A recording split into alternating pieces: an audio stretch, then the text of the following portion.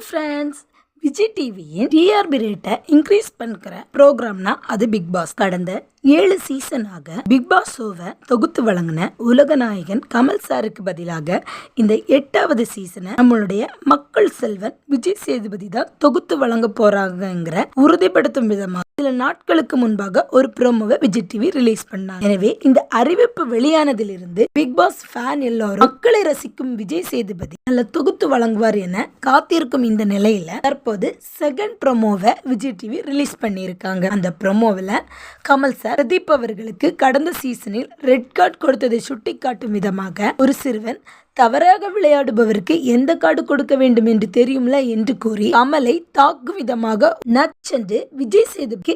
மேலும் ஒரு பாட்டி வாழைக்காய் பஜ்ஜி போல் வளவளவென்று இழுக்காமல் மிளகாய் பஜ்ஜி போல் சுருக்கென்று கேட்க வேண்டும் என்று விஜய் சேதுபதியுடன் கூறுவது போல் ப்ரோமோ வெளியாகியுள்ளது. இவற்றை வைத்து பார்க்கும்போது விஜய் டிவிக்கும் கமல் சாருக்கும் இடையே ஏதோ பெரிய ப்ராப்ளம் இருக்குது போல் தெரிய வருகிறது. மேலும் இந்த ப்ரோமோவை பார்த்த உலக நாயகனின் ரசிகர்கள் பலரும் சேனல் மீது செம கடுப்பில் உள்ள இந்த ப்ரோமோ குறித்து நீங்க என்ன நினைக்கிறீங்கன்னு கமெண்ட்ல சொல்லுங்க ஃப்ரெண்ட்ஸ். மேலும் இந்த வீடியோ பிடிச்சிருந்தா லைக் அண்ட் ஷேர். தேங்க்யூ.